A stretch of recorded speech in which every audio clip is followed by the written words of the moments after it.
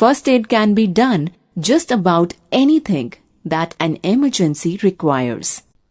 In places far from hospitals, first aid may be the only help possible until the person can be taken to a hospital or clinic.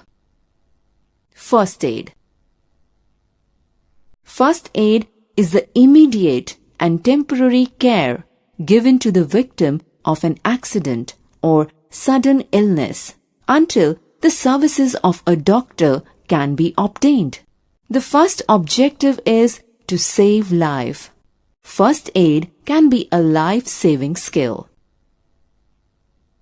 Some common causes of health emergencies. Fracture in any bone due to sudden fall.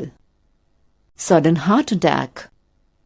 An injury due to cut by any sharp knife or razor blade leading to profuse bleeding.